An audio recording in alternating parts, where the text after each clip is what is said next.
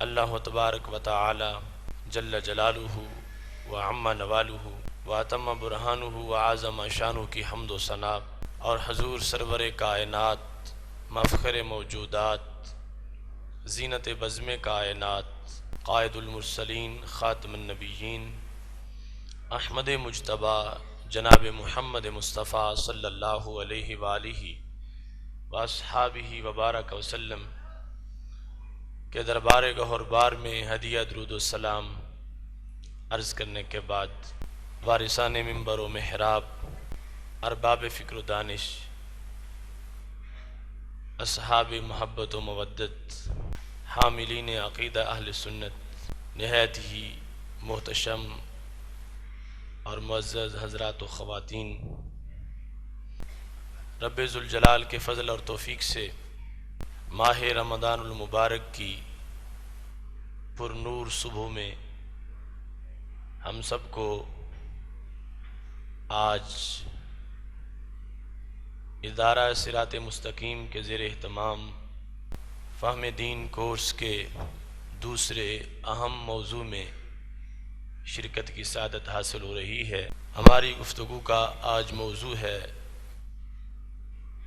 محبت الہی اور اس کی چاشنی۔ میری دعا ہے خالق کائنات جل جلالہ ہمیں اپنی محبت زیادہ سے زیادہ عطا فرمائے، اور اس کی حلاوت اور اس کی لذت کو ہمیں ہمیشہ محسوس کرنے کی توفیق عطا فرمائے۔ میں نے قرآن مجید برہان رشید کی سورہ بقرہ کی یہ ایک آیت کا حصہ آپ کے سامنے تلاوت کیا ہے۔ خالق کائنات جل جلالہ کا فرمان ہے، وَمِنَ النَّاسِ مَن يَتَّخِذُ مِن دُونِ اللَّهِ أَندَادًا يُحِبُّونَهُمْ كَحُبِّ اللَّهِ وَالَّذِينَ آمَنُوا أَشَدُّ حُبًّا لِلَّهِ۔ قرآن مجید برہان رشید کی سورہ بقرہ کی آیت نمبر 165 میں خالق کائنات جل جلالہ کا یہ ارشاد ہے کہ کچھ لوگ اللہ کے سوا اور معبود بنا لیتے ہیں کہ انہیں اللہ کی طرح محبوب رکھتے ہیں، اور ایمان والوں کو اللہ کے برابر کسی کی محبت نہیں۔ ایمان والے اللہ کے ساتھ بڑی شدید قسم کی محبت کرتے ہیں۔ خالق کائنات جل جلالہ نے قرآن مجید برہان رشید کے ایک دوسرے بڑی وضاحت کے ساتھ اس محبت کے مضمون کو بیان کیا ہے۔ سورہ توبہ کی آیت نمبر 24 کے اندر خالق کائنات ارشاد فرماتا ہے، قل، اے میرے نبی صلی اللہ علیہ وسلم آپ فرما دیں، ان کان آباؤکم و ابناؤکم، اگر تمہارے باپ اور تمہارے بیٹے، و اخوانکم اور تمہارے بھائی، و ازواجکم اور تمہاری عورتیں، و عشیرتکم اور تمہارا کنبہ اور خاندان، و اموال اقترفتموہا اور تمہاری کمائی کے مال، و تجارت تخشون کسادہا اور وہ سودا جس کے نقصان کا تمہیں ڈر ہے، و مساکن ترضونہا اور تمہارے پسند کے مکان، احب الیکم من اللہ و رسولی و جہاد فی سبیلی، یہ ساری چیزیں اللہ اور اس کے رسول اور اس کی راہ میں لڑنے سے زیادہ پیاری ہوں، فتربصوا حتی یأتی اللہ بامری، تو پھر تم دیکھو یہاں تک کہ اللہ اپنا حکم لائے، واللہ لا یہدی القوم الفاسقین، اور خالق کائنات جل جلالہ فاسق قوم کو ہدایت نہیں دیتا۔ اس مقام پر خالق کائنات جل جلالہ نے تفصیل کے ساتھ یہ بیان کر دیا کہ انسان کی جتنی بھی رشتہ داریاں ہیں یا اس کی محبت کے جتنے بھی زاویے ہیں، ان سب کو سمیٹ کر اس کے مقابلے میں اللہ تعالیٰ کی محبت کا جھنڈا بلند ہونا چاہیے۔ ایک طرف اس کی محبت اپنے باپ کے ساتھ ہے، اپنے بیٹے کے ساتھ ہے، اپنی زوجہ کے ساتھ ہے، اپنے کمائے ہوئے مال کے ساتھ ہے، اپنی تجارت کے ساتھ ہے، اپنی کوٹھی اور بنگلے کے ساتھ ہے، اور دوسری طرف محبت اللہ تعالیٰ اور اللہ تعالیٰ کے رسول صلی اللہ علیہ وسلم کے ساتھ اور جہاد کے ساتھ ہے۔ جب یہ محبتیں آپس میں متعارض ہو جائیں اور مقابل آ جائیں تو مومن وہ ہوگا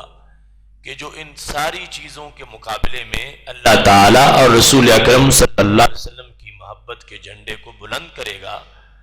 اور ان دو ذوات کی محبت کو باقی تمام محبتوں پہ غالب کر دے گا۔ تو اس آیت کریمہ میں جہاں خالق کائنات جل جلالہ نے اپنی محبت کی تفصیل کا ذکر کیا، وہاں ساتھ ہی رسول اکرم صلی اللہ علیہ وسلم کی محبت کا بھی بیان کیا، تاکہ کسی کو یہ غلط فہمی نہ رہے کہ کہیں اللہ تعالیٰ کی محبت اور رسول اکرم صلی اللہ علیہ وسلم کی محبت میں کوئی فرق ہے، کہ خالق کائنات جل جلالہ جیسے دوسری محبتیں ہم سے ان کو چھڑوانا چاہتا ہے، ایسے ہی کہیں محبت رسول صلی اللہ علیہ وسلم بھی تو نہیں۔ تو خالق کائنات جل جلالہ نے رسول اکرم صلی اللہ علیہ وسلم کی محبت کو اپنی محبت کے ساتھ ذکر کر کے اس بات کو واضح کیا کہ اللہ باقی ہر چیز کی محبت تو چھڑانا چاہتا ہے، وہ محبت جو اللہ کی محبت کے مقابلے میں آ جائے، لیکن یہ رسول اکرم صلی اللہ علیہ وسلم کی محبت اللہ کی محبت کی اپوزیشن نہیں ہے، یہ اللہ ہی کی محبت ہے۔ اس واسطے اپنی محبت کے ساتھ ہی اسی محبت کا بھی حکم فرمایا ہے۔ یہی وجہ ہے کہ بخاری شریف میں جس وقت اس بات کا ذکر کیا گیا کہ رسول اکرم صلی اللہ علیہ وسلم وضو فرما رہے تھے اور صحابہ کرام علیہم رضوان نبی اکرم صلی اللہ علیہ وسلم کا مستعمل پانی استعمال کر رہے تھے، چوم رہے تھے، ماتھوں پہ لگا رہے تھے، تو ان سے جب پوچھا گیا ما یحملکم علی ھذا، رسول اکرم صلی اللہ علیہ وسلم نے پوچھا میرے صحابہ ایسا کیوں کرتے ہو؟ میں وضو کرتا ہوں اور تم میرے وضو کے پانی کے لیے تڑپتے رہتے ہو، جھگڑا کر کے حاصل کرتے ہو، اس کو تبرک سمجھتے ہو، اس کی وجہ کیا ہے؟ تو اس مقام پر صحابہ کرام علیہم رضوان کا جواب یہ تھا حب اللہ و رسولی،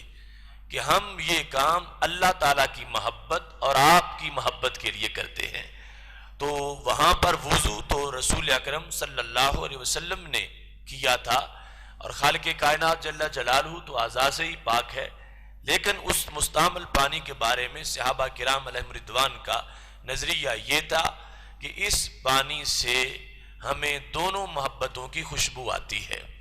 اس واسطے قرآن و سنت میں یہ دونوں محبتیں ہمیشہ یکجا رہی ہیں اور ان کو یکجا ہی بیان کیا گیا ہے، اور نفس الامر میں ان دونوں محبتوں کا ایک ہی حکم ہے۔ رسول اکرم صلی اللہ علیہ وسلم نے محبت الہی کا حکم جب اپنی امت کو دیا تو اس کا انداز بھی بڑا منفرد قسم کا تھا۔ آپ صلی اللہ علیہ وسلم کا فرمان طبرانی نے معجم کبیر میں روایت کیا ہے، اور اس کے علاوہ حدیث شریف کی متعدد کتب میں موجود ہے۔ حضرت عبداللہ بن عباس رضی اللہ تعالی عنہما اس کی روایت کرتے ہیں کہ رسول اکرم صلی اللہ علیہ وسلم نے فرمایا احب اللہ لما یغزوکم بہ من النعمہ، اللہ سے محبت کرو اس واسطے کہ وہ تمہیں نعمت کی غذا دیتا ہے اور وہ تمہیں نوازتا ہے اور تم پر اپنے ابر کرم کی برسات جاری رکھتا ہے۔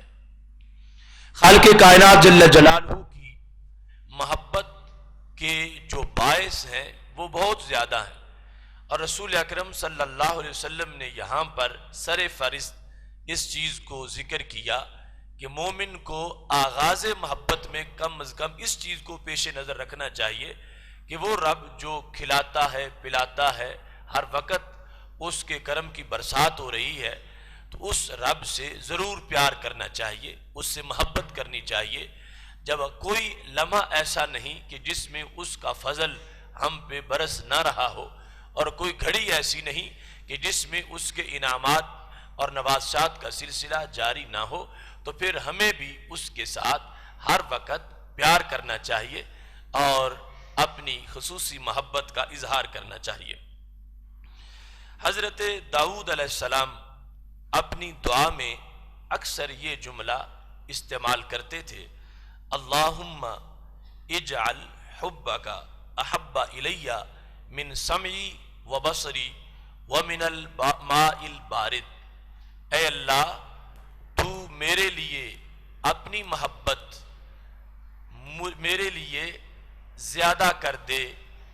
میری آنکھ کے مقابلے میں، میرے کان کے مقابلے میں، اور نہایت گرمی کے موسم میں ٹھنڈے پانی کے مقابلے میں۔ یعنی انسان کو بڑی محبت ہے اپنے کان سے، اپنی آنکھ سے، کہ یہ میرے اعضاء سلامت رہے، اور طبی طور پر گرمی کے موسم میں وہ ٹھنڈے پانی سے پیار کرتا ہے۔ حضرت داؤد علیہ السلام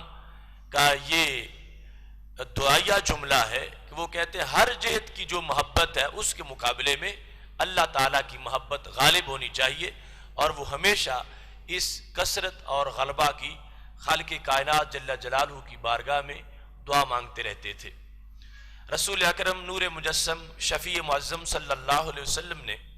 ایک دن صحابہ کرام علیہم رضوان کے اجتماع میں خالق کائنات جل جلالہ کی محبت کا بڑا انوکھا واقعہ ذکر کرتے ہوئے اس کو واضح کیا۔ ابن کثیر نے اپنی تفسیر میں اس کو روایت کیا ہے، اس کے علاوہ طبرانی نے معجم کبیر میں اور بہت سی کتب حدیث میں اس کو ذکر کیا گیا ہے۔ حضرت صہیب رومی رضی اللہ تعالی عنہ اس کے راوی ہیں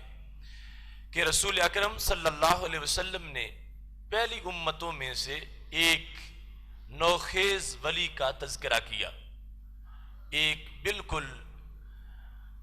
بچپنے کے عالم میں اللہ کا ولی، ان کی جو اللہ سے محبت تھی اور اس محبت کے اندر جو چاشنی اور پختگی تھی، رسول اکرم صلی اللہ علیہ وسلم نے اس کا تذکرہ کیا۔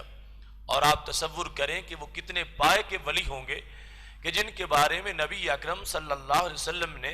صحابہ کرام علیہم رضوان کو تعارف کرواتے ہوئے یہ ارشاد فرمایا، کان یبرئ الاکمہ والابرص، کہ وہ اگرچہ عمر ان کی چھوٹی سی تھی لیکن اللہ کی بارگاہ میں ان کا مقام اتنا بڑا تھا کہ اللہ کے وہ نوخیز اور نونہال ولی جس مادرزاد اندھے کے چہرے پر ہاتھ پھیر دیتے تھے اللہ اس کو آنکھیں عطا فرما دیتا تھا، اور جس مریض پر وہ ہاتھ رکھتے تھے اللہ تعالیٰ اس کو شفا عطا فرما دیتا تھا۔ اتنا بڑا مقام و مرتبہ اللہ تعالیٰ کے دربار میں اس ولی کا تھا، اور ان کا اظہار بھی ایسے ہی ہوا کہ ایک قافلہ میں وہ موجود تھے اور سامنے شیر تھا اور کوئی شخص آگے گزر نہیں سکتا تھا۔ قافلہ والے جب سارے پریشان تھے تو دور کھڑے ہو کر اس اللہ کے ولی نے چھوٹا سا پتھر پھینکا جس کی وجہ سے وہ شیر مر گیا اور سب کو وہاں سے گزرنا آسان ہو گیا۔ اور اس کے بعد بات چلتی گئی۔ اس وقت کا جو حکمران تھا وہ بڑا ہی فاسق و فاجر تھا، بلکہ اس نے اپنی الوہیت کا اعلان کر رکھا تھا۔ رسول اکرم صلی اللہ علیہ وسلم فرماتے ہیں وہ اللہ کے مقابلے میں اپنے آپ کو معبود قرار دیتا تھا۔ اس کے وزراء میں سے ایک شخص جب نبینہ ہو گیا تو اس کو کسی نے بتایا کہ ایک اللہ کا ولی ہے، وہ ہاتھ پھیرتا ہے تو آنکھیں درست ہو جاتی ہیں۔ لہٰذا وہ وزیر جب اس ولی کے پاس پہنچا اور کہنے لگا کہ اتنے قافلے اتنے اونٹ میں اپنی طرف سے ہیرے جواہرات پیش کروں گا، آپ میری آنکھوں کا علاج کر دیں۔ اللہ کے ولی نے کہا مجھے تیرے ان نذرانوں کی کوئی ضرورت نہیں۔ بہرحال انہوں نے ہاتھ رکھا تو اس وزیر کی آنکھیں روشن ہو گئیں۔ اس طرح بادشاہ کے قرب میں اللہ کے اس ولی کا چرچا جب پہنچا تو بادشاہ نے اس کو اپنے لیے ایک خطرہ سمجھا کہ اگر یہ حق پرست یوں ہی آگے اس کی تشہیر ہوتی گئی تو خلق خدا اس کی طرف مائل ہو جائے گی، اور پھر جو یہ پیغام دے گا لوگ اس کو تسلیم کر لیں گے، جس کے نتیجہ میں میرا تختہ الٹ دیا جائے گا۔ تو اس نے اپنی حکومت کو بچانے کے لیے اللہ کے اس ولی کے ساتھ دشمنی کی اور ان کو شہید کرنے کا اس نے بندوبست بنا لیا۔ رسول اکرم صلی اللہ علیہ وسلم ارشاد فرماتے ہیں کہ جب اس بچے کو گرفتار کیا گیا تو بادشاہ نے اس سے یہ سوال کیا اَلَکَ رَبٌّ غیری، کیا میرے سوا تیرا کوئی اور رب ہے؟ یہ بڑا عجیب سوال تھا، یعنی اس بادشاہ کو اپنے رب ہونے پر اتنا گھمنڈ تھا کہ پوچھنے لگا کیا میرے سوا تیرا کوئی اور رب ہے؟ تو وہ ولی کہنے لگے نعم ربی و ربک اللہ، ہاں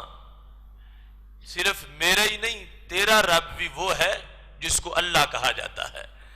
میرا رب بھی اللہ ہے اور تیرا رب بھی اللہ ہے۔ میں اس کا کلمہ پڑھتا ہوں اور اس کی محبت میں جیتا ہوں،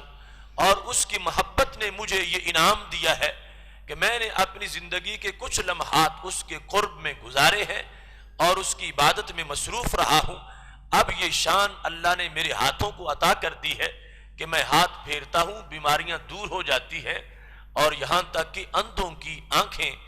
اللہ کی دی ہوئی توفیق سے میرے ہاتھ کی برکت سے روشن ہو جاتی ہیں۔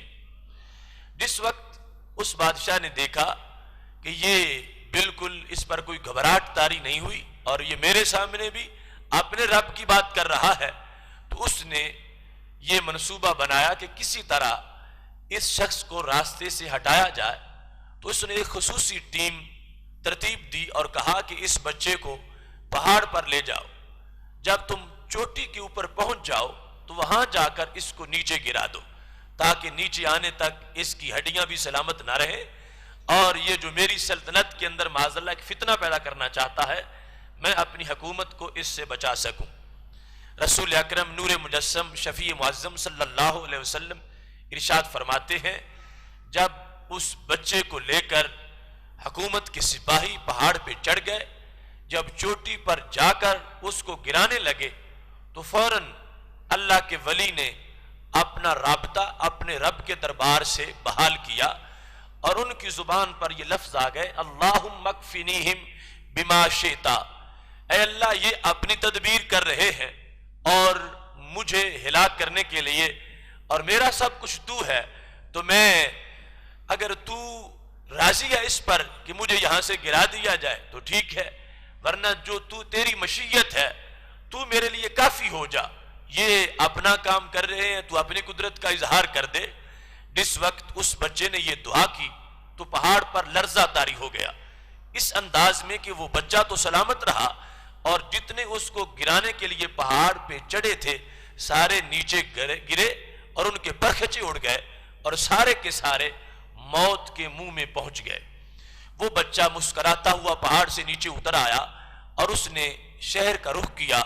بادشاہ کو انتظار تھا کہ ابھی وہ میری ٹیم واپس آتی ہے اور میرے سپاہی آ کے بتاتے ہیں کہ وہ کیسے گرا، کیسے اس کی ہڈیاں ٹوٹیں اور کیسے اس کی جان نکلی، لیکن اس نے دیکھا تو حیران رہ گیا کہ وہ بچہ صحیح سلامت واپس پہنچ گیا ہے۔ اس نے پوچھا تو اس اللہ کے ولی نے جواب دیا کہ جو میرے ساتھ گئے تھے وہ سارے تو ہلاک ہو گئے اور مجھے میرے رب نے محفوظ رکھا ہے۔ بادشاہ کے لیے پھر یہ بات بڑی خطرناک تھی کہ میں نے اپنے فوجیوں کو کہا تھا کہ اس کو مار دو، یہ بچ گیا اور وہ مر گئے ہیں، اب اس سے مزید اس کا پلڑا بھاری ہو گیا ہے۔ اس نے ایک نئی ٹیم تشکیل دی اور کہنے لگا اب اس کو ایک کشتی پہ سوار کر لو اور سمندر کے درمیان میں پہنچ کر اس کو کشتی سے دھکا دے دو تاکہ یہ ڈوب جائے اور تم واپس آ جاؤ۔ جب اس کو لے کر اس بادشاہ کے سپاہی سمندر کے وسط میں پہنچ گئے، رسول اکرم صلی اللہ علیہ وسلم ارشاد فرماتے ہیں سپاہیوں نے اس ولی کو پکڑ لیا اور اس کو کشتی سے نیچے گرانا چاہتے تھے، تو اس نے پھر وہی لفظ بولے اور اپنے رب کو پکارا، اللہ کو یاد کیا، اللہم اکفنیہم بما شئت، اے اللہ جو تیری مشیت ہے اس کے لحاظ سے تو ان کے مقابلے میں میرے لیے کافی ہو جا، میں تجھے پکار رہا ہوں، اے اللہ یہ تیری محبت کی وجہ سے میرے دشمن بن گئے ہیں اور مجھے یہاں گرانے کے لیے آ گئے ہیں۔ جس وقت اللہ کے اس ولی نے پھر یہ دعا کی تو وہ کشتی اس انداز میں ہچکولے کھانے لگی کہ اللہ کا ولی کشتی میں محفوظ رہا، اور جتنے لوگ اس کو گرانے کے لیے گئے تھے سارے کے سارے دریا میں غرق ہو گئے، ڈوب گئے،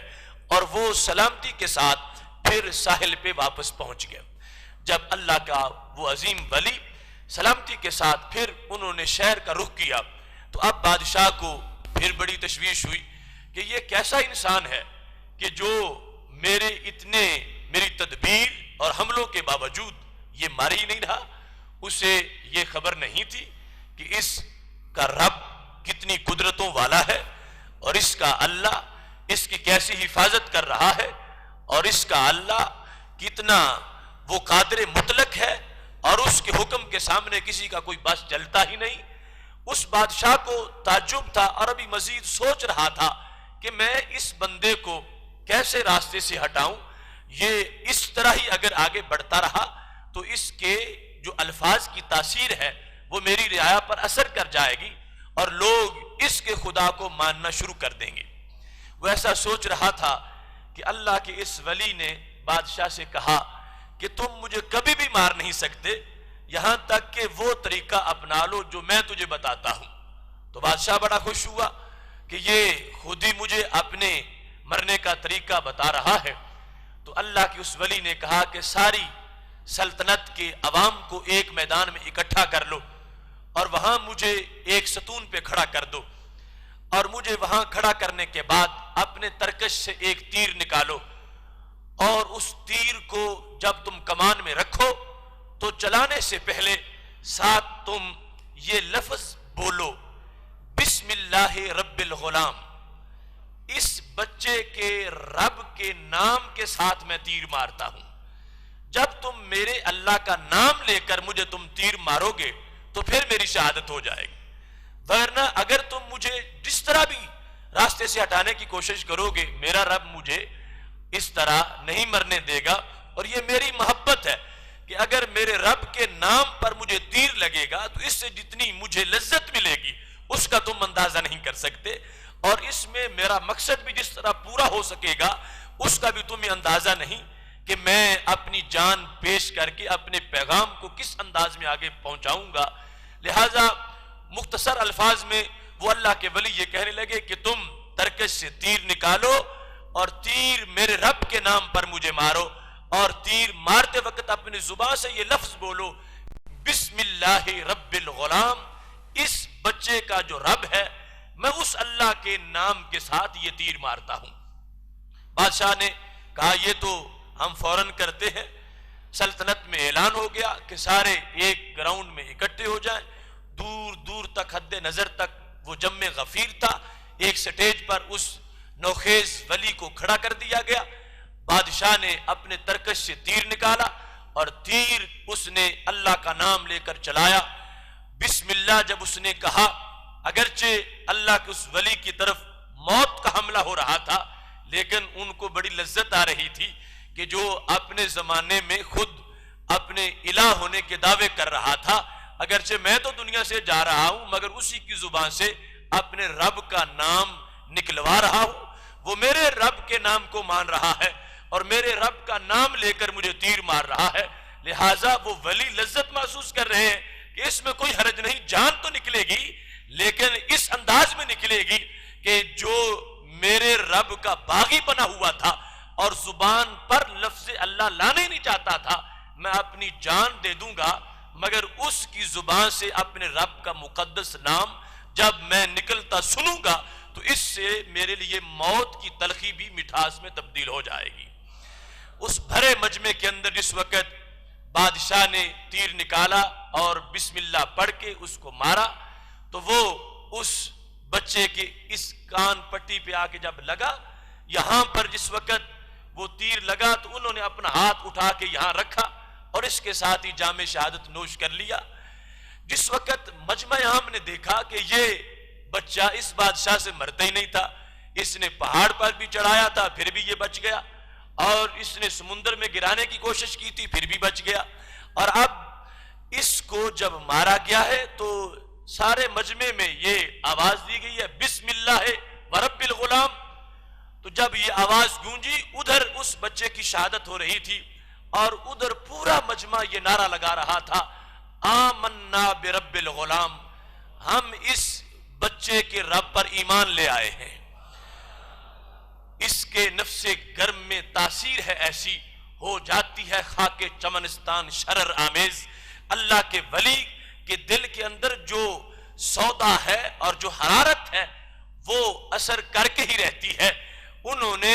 کہاں ایک ایک کو پکڑ کر اللہ کا پیغام دینا تھا اور اللہ کی محبت کا پیغام بانٹنا تھا اور لوگوں کو اللہ کی توحید کی طرف قائل کرنا تھا، کہاں بادشاہ نے سب کو ایک ہی جگہ اکٹھا کر دیا۔ اب اگرچہ ان کا تو خون بہ رہا تھا، مگر سب نے جب یہ دیکھا کہ یہ بادشاہ جو ہمیں کہتا تھا کہ مجھے سجدہ کرو اور اپنے رب ہونے کے دعوے کرتا تھا، آج اس بچے کے رب کا نام لے رہا ہے، تو پھر سچا تو وہی رب ہے جو اس بچے کا رب ہے جس کے اندر اتنے کمالات ہیں۔ تو سب نے بیک آواز کہا آمنا برب الغلام۔ تو یہ پورے مجمع کے لیے اس اللہ کے ایک ولی نے اپنی محبت کو پیش کرتے ہوئے اور اللہ کی محبت کی چاشنی کو بانٹتے ہوئے اس انداز میں اپنی جان پیش کی۔ ان کی روح نکل رہی تھی اور تمام لوگوں کے دلوں کے اندر اللہ کی محبت کا پیغام داخل ہوتا جا رہا تھا۔ آگے اس کی بڑی تفصیلات ہیں، میں اس وقت اس بات کو یہاں ہی ختم کرتا ہوں اور اپنے موضوع کو آگے چلاتا ہوں۔ حضرت فاروق اعظم رضی اللہ تعالیٰ عنہ کے زمانے میں اس بچے کی قبر کی کھدائی ایسے ہی اتفاقی طور پر ہو گئی۔ ابن کثیر نے بھی اس کو لکھا ہے اور متعدد کتب حدیث میں یہ بات موجود ہے کہ اسبعہ علی صدغہ کما وضعہ حین قتل۔ اب تک صدیاں گزر گئی تھیں، یعنی رسول اکرم صلی اللہ علیہ وسلم نے تو اپنی ظاہری حیات کے اندر صحابہ کے سامنے یہ بات بیان کی، اور بات تھی صدیوں پہلے ایک امت کے ایک ولی کی۔ حضرت فاروق اعظم رضی اللہ تعالی عنہ کے عہد ذری میں جب ان کا جسد اثر ظاہر ہوا تو صحابہ کہتے ہیں ابھی تک ان کا ہاتھ یہیں کان پر موجود تھا، بدن سلامت تھا اور بالکل چہرے پر تازگی تھی، اور اللہ کے نام پر جس نے اپنی جان دی تھی اللہ نے اس کے بدن کو بھی محفوظ رکھا تھا۔ اور اس حدیث شریف کو امام ترمذی نے حسن قرار دیا ہے۔ اس انداز کے اندر اللہ کی محبت یہ سرایت کر جاتی ہے کہ جب تک کوئی بندہ زندہ ہے پھر بھی اس محبت کی تاثیر ہوتی ہے، وہ جاتا ہے تو اس انداز میں کہ پھر بھی اس کی محبت، اللہ کی محبت جو ہے اس کی تاثیر دوسرے لوگوں تک پہنچ رہی ہوتی ہے۔ اور یہ رب تعالیٰ کی محبت کا کمال ہے کہ جہاں یہ جلوہ گر ہو جاتی ہے پھر وہ خاکی بدن بھی محفوظ ہو جاتا ہے اور اللہ تبارک و تعالیٰ کی محبت اسے اپنے حصار میں لے لیتی ہے۔ خالق کائنات جل جلالہ کی محبت کے تقاضے اور اس کی علامات، اس سلسلہ میں ہمارے سامنے امت کے اولیاء کرام کی بہت سی تشریحات موجود ہیں۔ ایک دن حضرت رابعہ عدویہ رضی اللہ تعالی عنہ جو بہت بڑی ولیہ ہیں اسلامی تاریخ کی،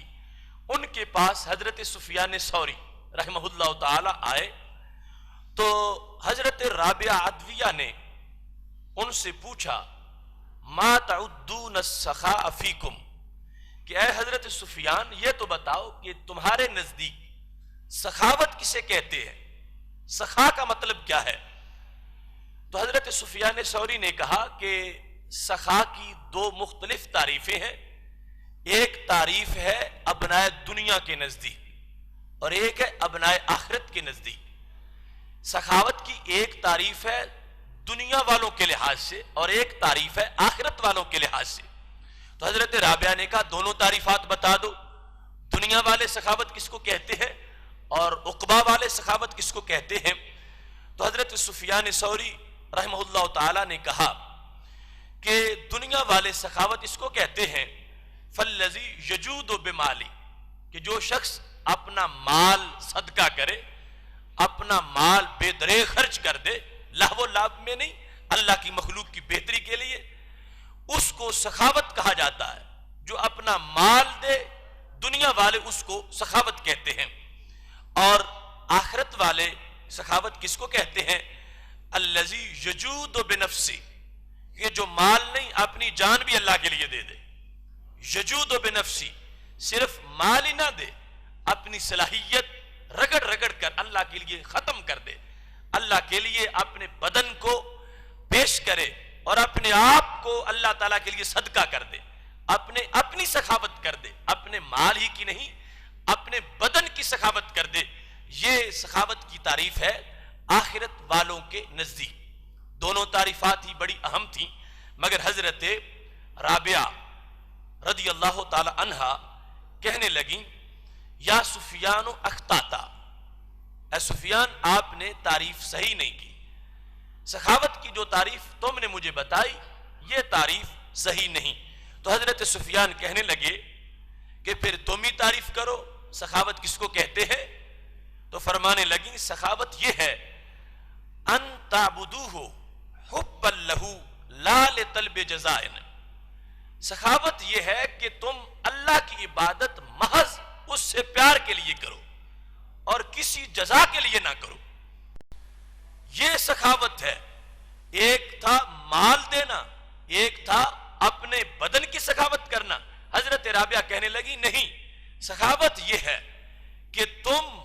اللہ کی عبادت صرف اس لیے کرو کہ وہ تمہارا محبوب ہے، اللہ سے پیار کے لیے، اس کے شوق کے لیے۔ ایک تو یہ بھی ہو سکتا ہے کہ جہنم سے بچنے کے لیے، اور یہ بھی ہو سکتا ہے جنت کے حصول کے لیے۔ تو حضرت رابعہ کہنے لگی یہ دونوں باتیں پیش نظر نہ ہو، نہ تو جنت کا حصول پیش نظر ہو اور نہ جہنم سے بچاؤ پیش نظر ہو۔ حالانکہ یہ دونوں باتیں ہی شرعی طور پر ان میں حرج نہیں، لیکن یہ اس سے اگلا مقام ہے جو حضرت رابعہ بیان کر رہی تھی کہ اللہ سے محبت کا تقاضا یہ ہے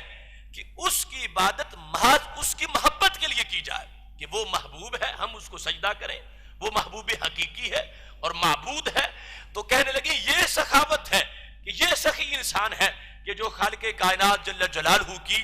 عبادت صرف اس لیے کرتا ہے کہ اس کا جو دل میں اس کی محبت ہے اللہ کی، وہ محبت اس کو مجبور کرتی ہے کہ اللہ اتنا بڑا محبوب ہے، اس کو سجدہ کیا جائے، اس کے حکم پر جہاد کیا جائے، اس کے فرمان پر اپنے قیمتی مال کی زکوٰۃ دے دی جائے، اس کے کہنے پر حج کا سفر کیا جائے، طلب جزا کے لیے نہیں، صرف اس پر اپنے آپ کو مطمئن رکھتے ہوئے کہ جب وہ ہر چیز سے بڑھ کر محبوب ہے تو پھر اس محبوب کی محبت کی وجہ سے اس کی بندگی اور اطاعت کی جائے۔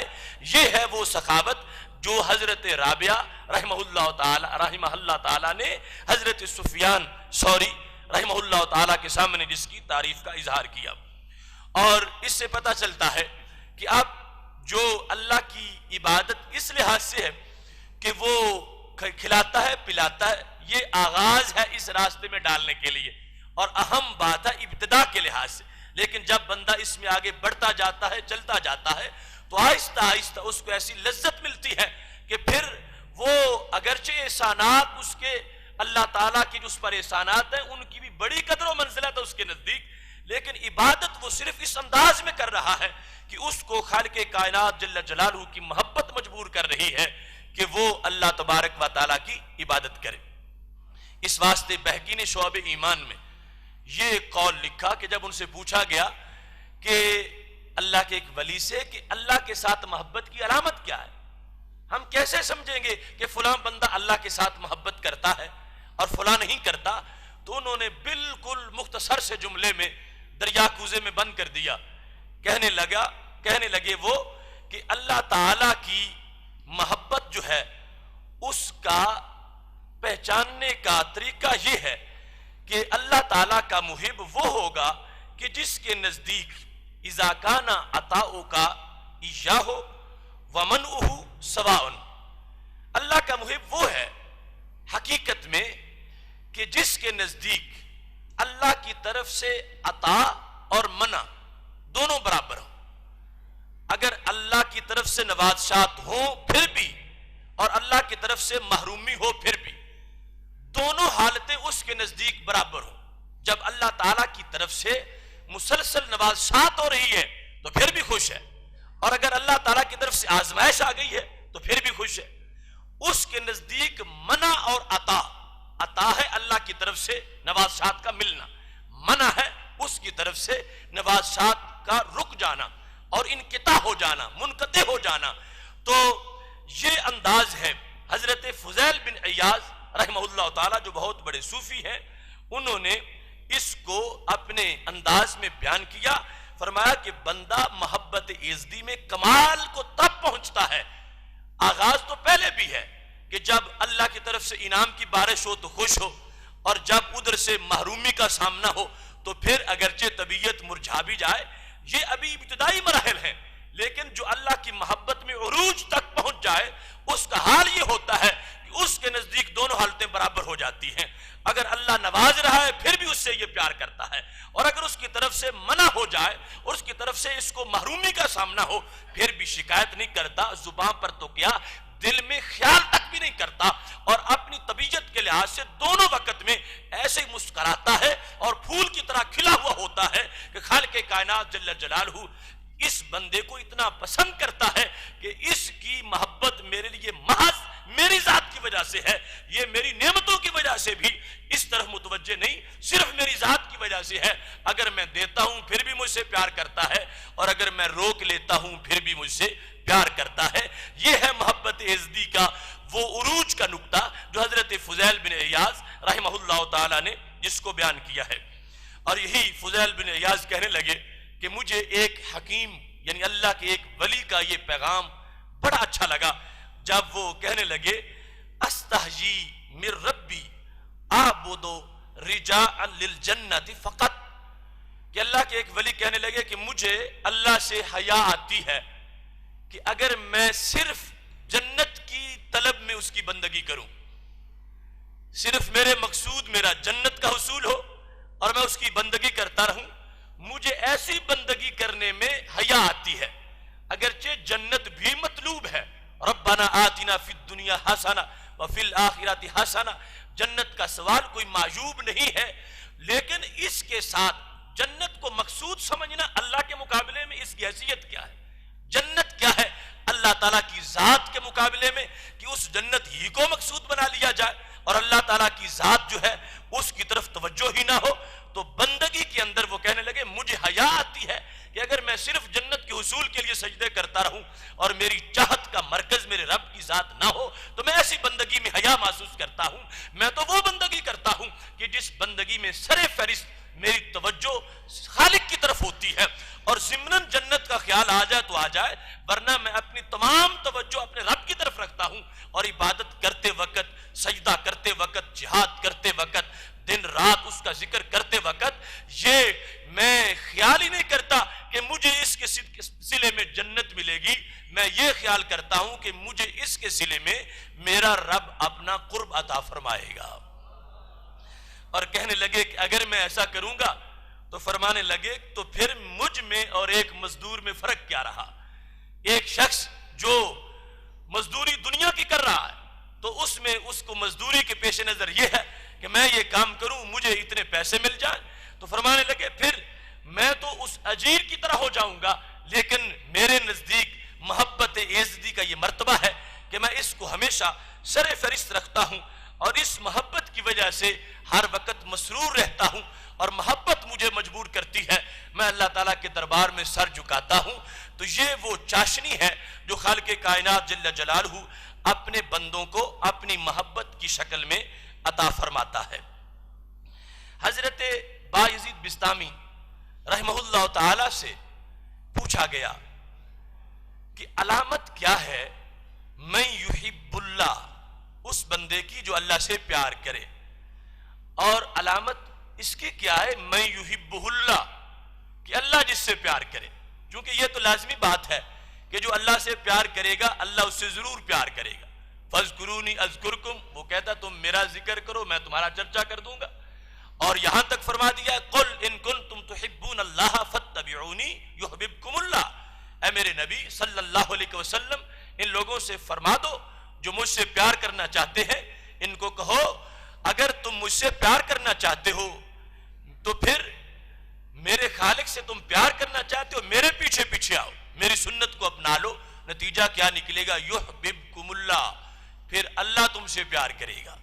اللہ تم کو اپنا محبوب بنا لے گا۔ تو یہ لازمی بات ہے کہ جو شخص محبت ایزدی سے سرشار ہو جاتا ہے یقیناً اللہ بھی اس سے محبت فرماتا ہے، اس کو اس کے درجے کی محبوبیت دے دیتا ہے۔ اور یہ طے شدہ بات ہے کہ سر فہرست محبوبیت پوری مخلوقات میں سے، خواہ وہ فرشتے ہوں، انبیاء کرام علیہم السلام ہوں، صدیق ہو، شہداء ہوں، ان سب میں سے جو سر فہرست محبوبیت کا مرتبہ ہے اللہ کے دربار میں، وہ ہمارے آقا حضرت محمد مصطفیٰ صلی اللہ علیہ وسلم کا ہے، جن کو خالق کائنات جل جلالہ نے اپنا حبیب قرار دیا ہے۔ لیکن باقی ذوات کو بھی ان کے مرتبے کے مطابق اس سے نیچے نیچے مقام محبوبیت وہ عطا فرماتا ہے۔ یہاں تک فرما دیا کہ جو میرے نبی علیہ السلام کے نقش قدم پہ چلے گا وہ صرف میرا محب ہی نہیں ہوگا، یحببکم اللہ، اس کو اللہ محبوب بنا لے گا۔ تو اس سے پتا چلا کہ محبت اس طرف سے بھی ضرور ملتی ہے، اللہ بھی بندے سے محبت کرتا ہے۔ تو ان دونوں علامات کے بارے میں پوچھا گیا حضرت بایزید بسطامی رحمۃ اللہ علیہ سے کہ آپ یہ بیان کریں کیسے پتا چلے گا کہ فلاں بندہ اللہ سے محبت کرتا ہے اور فلاں بندے سے اللہ محبت کرتا ہے۔ یہ خدا رسیدہ لوگ تھے جنہوں نے زندگیاں اسی دشت کے اندر محبت کا فلسفہ سمجھتے اور سمجھاتے، جنہوں نے اپنی زندگیاں بسر کر دی تھیں، اور جن کی دل کا ہر محلہ اور ہر گلی اور ہر مکان اللہ کے ذکر سے آباد رہتا تھا، ان کے الفاظ میں بھی بڑی تاثیر ہے۔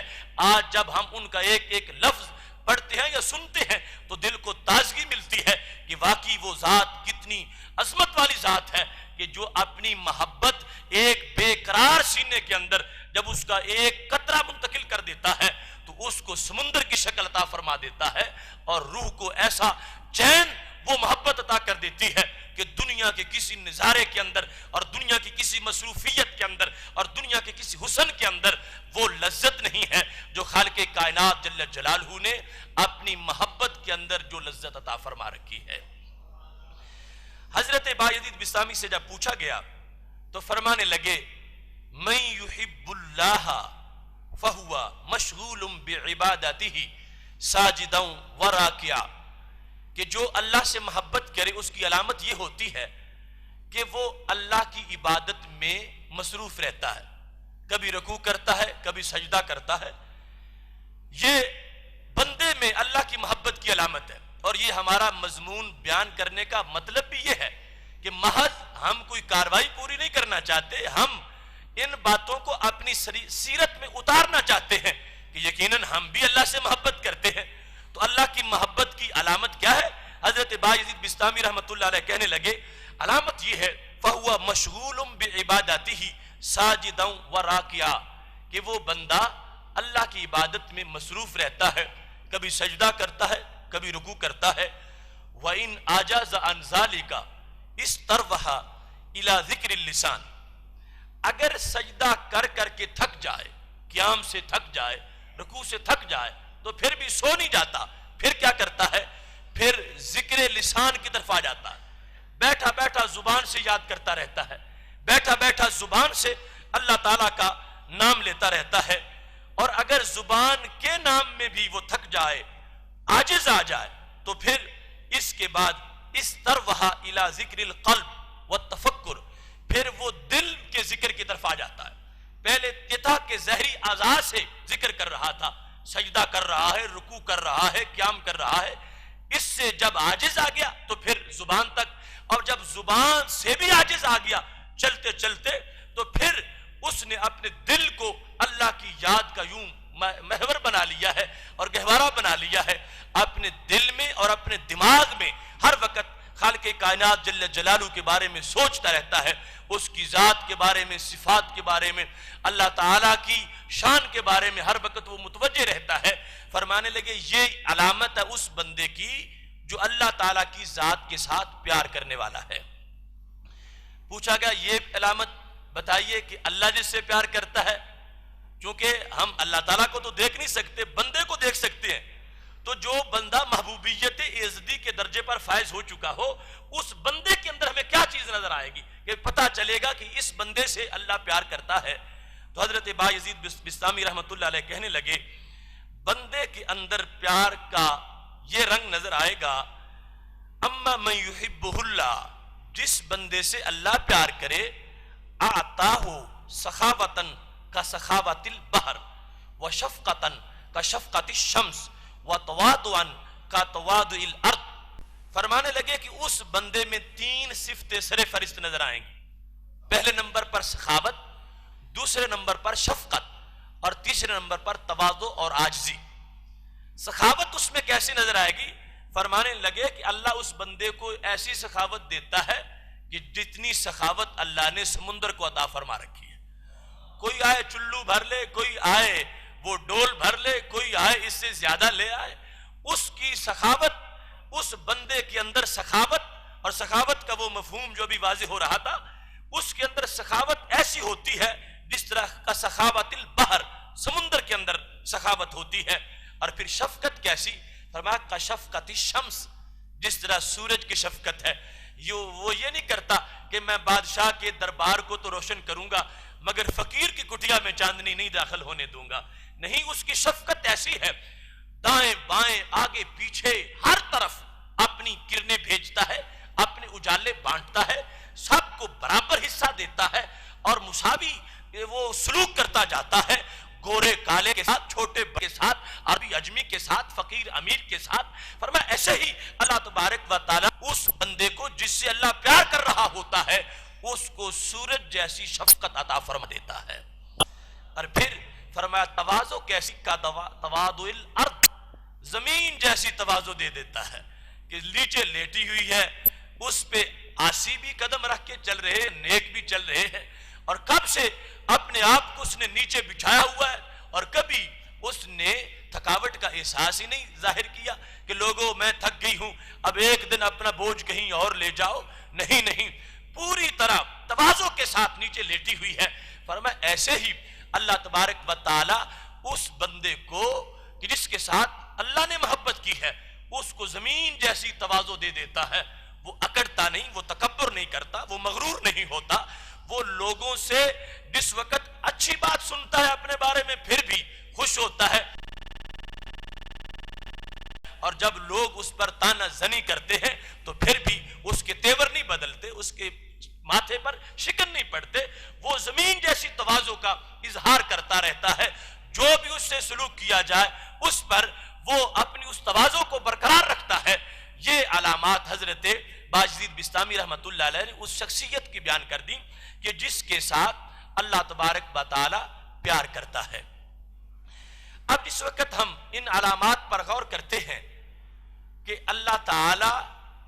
کی محبت کے تقاضے اور علامات، کہ جب ہم اللہ تعالیٰ سے محبت کرتے ہیں تو مطلب کیا؟ ہم اللہ تعالیٰ کے دین سے بھی محبت کریں،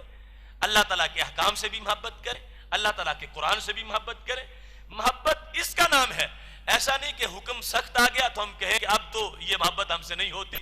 یہ سردی کی رات ہے، یخ بستہ رات ہے، اور ہوا میں شمشیر کی سی تیزی ہے، اور اب ہمارا رب جو ہمارا محبوب ہے وہ کہتا اٹھو اور ٹھنڈے پانی سے وضو کرو اور میرے دربار میں کھڑے ہو جاؤ، تو اب یہ محب کہے کہ یہ تو نہیں ہوتا، کچھ اور کر لوں گا۔ نہیں، اللہ سے محبت کا تقاضا یہ ہے کہ اس کے سارے دین کے ساتھ محبت کی جائے، اس کی شریعت کے ساتھ محبت کی جائے، اس کے احکام کے ساتھ محبت کی جائے، اس کے اوامر کے ساتھ محبت کی جائے، اس کی نواہی کے ساتھ محبت کی جائے۔ وہ جس طرح بھی بندے کو رکھنا چاہتا ہے، بندہ اپنی عقل کو آگے نہ لائے کہ اللہ کا تو یہ فیصلہ مگر میری عقل یہ کہتی ہے لہٰذا میں اپنی عقل کی بات مانوں گا، اللہ کی بات نہیں مانوں گا۔ یہ محبت نہیں ہے۔ محبت یہ ہے کہ اپنی عقل کو اللہ کے حکم کے تابع کر دو، اگر معاملہ سمجھ آ رہا ہے پھر بھی مانو، اگر سمجھ نہیں آتا پھر بھی مانو۔ اللہ کی محبت پر اس کے ہر حکم کے پابند بن جانا، اس کے سارے احکامات کو ماننا، اوامر پر عمل کرنا اور نواہی سے باز رہنا، یہ وہ محبت کا تقاضا ہے جس کو پورے قرآن مجید کے اندر بیان کیا گیا ہے۔ اور ہماری آج کی گفتگو کا خلاصہ بھی یہ ہے کہ ہم محبت کرتے ہیں اللہ تعالیٰ سے، اور قرآن مجید نے واضح کر دیا کہ ایمان والوں کی شان کیا ہے، والذین آمنوا اشد حبا للہ، اگرچہ بتوں کے پجاری بھی کہتے تو ہیں کہ ہم بتوں سے پیار کرتے ہیں، مگر انہیں کہاں نصیب ایسا پیار جیسا ہم اپنے اللہ سے کرتے ہیں۔ بتوں کے پجاری مشکل وقت پر بتوں کے پیار سے بیزار ہو جاتے ہیں اور بھاگ جاتے ہیں اور سرکشی کا اعلان کر دیتے ہیں اور ان سے دستبردار ہو جاتے ہیں، لیکن اللہ کی محبت کا علمبردار آپ نے دیکھا جس طرح وہ اللہ کا ولی کیسے وہ اس کو مختلف امتحانات سے گزارا گیا، لیکن انہوں نے اللہ کی محبت کا نعرہ ہر وقت بلند کیا ہے۔ والذین آمنوا اشد حبا للہ، جو ایمان والے ہیں ان کے دل میں جو اللہ کی محبت ہے اس کے مقابلے میں اگر باپ کی محبت آ جائے وہ بھی نیچے رہے گی، بیٹے کی محبت آ جائے اس کو بھی رون دیا جائے گا، والدہ کی محبت آ جائے اللہ کے حکم کے مقابلے میں اس کو بھی پیچھے ہٹا دیا جائے گا، معاشرے کی محبت، سوسائٹی کی محبت، کسی چیز کی محبت بھی جو اللہ کی محبت کے مقابلے میں آ رہی ہے اس کو رون دیا جائے گا۔ یہ محبت اللہ تعالیٰ کی اور رسول اکرم صلی اللہ علیہ وسلم کی محبت، اور اس جہت سے باپ کی محبت، اللہ کے لیے والدہ کی محبت، اللہ تعالیٰ کے لیے کہ اس کا حکم ہے اولاد سے محبت اور اپنے شیخ سے محبت، اپنے استاد سے محبت، یہ ساری محبتیں سمٹ کے اللہ ہی کی محبت میں شامل ہو جاتی ہیں، اور ان محبتوں کو برقرار رکھنے کا حکم بھی دیا گیا ہے۔ لیکن جو محبت اللہ کی اپوزیشن بن جائے اور خالق کائنات جل جلالہ کی شریعت سے ٹکرانے والی ہو، ہر اس محبت کو روند کر اللہ کی محبت کا جھنڈا لہرانا، یہ مطلب ہے اس آیت کا والذین آمنوا اشد حبا للہ، کہ ایمان والے اللہ سے ایسی محبت کرتے ہیں جتنی کبھی بھی بتوں کے پجاری اپنے جھوٹے خداؤں سے نہیں کر سکتے۔ اب اس مقام پر یہ بات بھی پیش نظر رہے کہ جب اللہ تعالیٰ کے حکم سے اللہ تعالیٰ کے ساتھ ہماری جو محبت ہے اس کا تقاضا یہ ہے کہ اللہ کی شریعت سے محبت ہو، اللہ تعالیٰ کی احکام سے محبت ہو، تو پھر اللہ تعالیٰ کے ساتھ جو ہماری محبت ہے اس کا کتنا بڑا تقاضا ہوگا کہ وہ ذات جن کو اللہ تعالیٰ نے بھی اپنا محبوب بنا رکھا ہے ان سے بھی پیار کیا جائے۔ اس واسطے رسول اکرم صلی اللہ علیہ وسلم نے فرمایا تھا احبونی، میرے صحابہ مجھ سے بھی محبت کرو۔ کیوں؟ فرمایا لحب اللہ، اس واسطے کہ جو تمہارا خالق ہے وہ میرا محب ہے۔ احبونی لحب اللہ، اللہ سے محبت کرو، وہ تمہیں کھلاتا ہے پلاتا ہے، اور جو کچھ آپ نے سنا ابھی یہ سارے اللہ کی محبت کے تقاضے ہیں۔ اور رسول اکرم صلی اللہ علیہ وسلم نے اس کے فوراً بعد جو اپنی محبت کا ذکر کیا فرمایا اللہ ہی کی محبت کا تقاضا ہے کہ مجھ سے بھی محبت کرو، اگر مجھ سے محبت نہیں کرو گے تو تم نے اللہ کی محبت کا تقاضا پورا ہی نہیں کیا۔ یہ کیسے ہو سکتا ہے کہ تم اللہ تعالیٰ سے تو محبت کر رہے ہو اور جس سے اللہ بھی محبت کرتا ہے اس سے تم چھوڑ جاؤ، پیچھے ہٹ جاؤ اور ان سے تم عداوت اور بغض رکھو؟ نہیں نہیں، فرمایا احبونی لحب اللہ، مجھ سے محبت کرو صرف اس لیے کہ میں تمہارے رب کا بھی محبوب ہوں، اللہ کی محبت کے لیے میرے ساتھ بھی محبت کرو۔ یہ ہے اہل حق کا محبت ایزدی میں فلسفہ۔ یہاں محبت مصطفی صلی اللہ علیہ وسلم کوئی علیحدہ چیز ہے ہی نہیں، اللہ کی محبت کا ہی یہ تقاضا ہے کہ خالق کائنات جل جلالہ کی محبت کامل تب ہوگی بندے کے اندر جب وہ اللہ کی محبت کی وجہ سے اللہ تعالیٰ کی رسول اکرم صلی اللہ علیہ وسلم سے، تمام انبیاء کرام علیہ السلام سے، اللہ تعالیٰ کی اولیاء سے، صدیقین شہداء سے اللہ کے لیے پیار کر رہا ہوگا، تو پھر محبت ایزدی کے تقاضے پورے ہوتے نظر آئیں گے۔ حضرت جنید بغدادی رحمہ اللہ تعالی کا جو تصوف اسلامی میں مقام ہے کتنا اونچا ہے، اور ان کی محبت جو ان کو محبت ایزدی کا فلسفہ حاصل تھا، مجھے بارہا ان کے دربار شریف پر حاضری کی توفیق ہوئی، اور یہاں وہ حضرت سری سکتی رحمہ اللہ تعالیٰ کے حوالے سے بات کر رہے ہیں، ان کا دربار شریف بغداد شریف میں ہے، ان کی ہاں بھی حاضری ہوتی رہی۔ تو حضرت جنید بغدادی رحمۃ اللہ علیہ کہتے ہیں کہ حضرت سری سکتی سے میں نے ایک دن ایک مکالمہ سنا، وہ کہنے لگے کہ میں عالم روحانیت میں اپنے رب سے گفتگو کر رہا تھا اور میرا رب بول رہا تھا، میں سن رہا تھا۔ خالق کائنات جل جلالہ نے فرمایا کہ میں نے مخلوق کو پیدا کیا تو سب ہی میری محبت کے دعوے کرنے لگے، میں نے انسان کو پیدا کیا تو انہوں نے میری محبت کا دعویٰ کیا۔ اور یہاں پر بطور مثال یہ کہا گیا کہ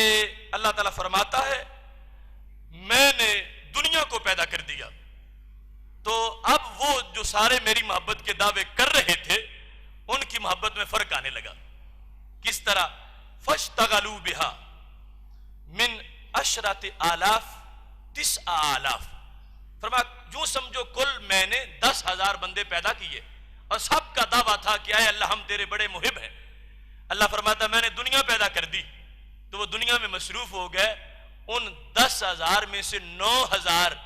جو دعویٰ میری محبت کا کرتے تھے مگر دنیا میں پڑ گئے اور میری محبت کے دعوے کے اندر وہ جھوٹے نکلے، یعنی جو حقیقی تقاضا تھا وہ پورا نہ کر سکے. پھر خالق کائنات نے فرمایا وہ باقی جو 1000 بچا ہوا تھا، خلقت الجنہ، میں نے جنت کو پیدا کیا. جب میں نے جنت کو پیدا کیا تو ان 1000 میں سے 900 تو جنت کے پیچھے پڑ گئے. انہوں نے میری بندگی کی، میری کی، مجھے معبود سمجھا، مگر غالب خیال جنت کا تھا تو 900 ان میں سے جنت کے پیچھے چلے گئے، پیچھے 100 رہ گیا. خالق کائنات فرماتا ہے فَسَلَّتُ عَلَيْهِمْ شَيْئًا مِّنَ الْبَلَايَا، میں نے ان کو کسی آزمائش میں ڈال دیا، بیماری آ گئی یا کوئی دوسری چیز آ گئی تو کیا ہوا؟ فَاشْتَغَلُوا أَنِّي بِالْبَلَا، وہ اس کے پیچھے پڑ گئے. ان کے پیش نظر ہر وقت یہ تھا کہ یہ بیماری دور ہو جائے، یہ اس طرح ہو جائے، ہر وقت یہی دعا مانگتے رہتے تھے. خالق کائنات فرماتا ہے ان میں سے جو 100 تھے 90 بیماری والے معاملے میں چلے گئے، 10 پیچھے رہ گئے. تو میں نے پوچھا ان سے میرے بندو، میں نے دنیا بھی پیدا کی، میں نے جنت بھی پیدا کی، میں نے تم پر بیماری بھی بھیجی، پھر بھی تمہیں کوئی چیز میری طرف سے پیچھے ہٹا ہی نہیں سکی. وہ کہنے لگے اے اللہ ہمیں ہر وقت تیرا ہی خیال رہتا ہے، نہ دنیا میں ڈوبے، نہ جنت کی طرف متوجہ ہوئے اور نہ ہی بیماری ہمیں متوجہ کر سکی. تو خالق کائنات نے فرمایا انتم عبیدی حقا، تم ہو میرے سچے بندے، تم نے حق ادا کر دیا ہے. تو یہ اللہ کی محبت کا تقاضا ہے. اگرچہ ہماری بساط مختصر سی ہے اور ہمارے اندر صلاحیت چھوٹی سی ہے اور جن کے دل سمندر ہے، لیکن سبق تو ہمارے لیے ہے. ہم بھی کوشش کریں اور محض محبت عزتی کے لیے ہر کام کیا جائے. خالق کائنات جل جلالہ ہماری اس حاضری کو قبول فرمائے. وآخر دعوانا ان الحمد للہ رب العالمین.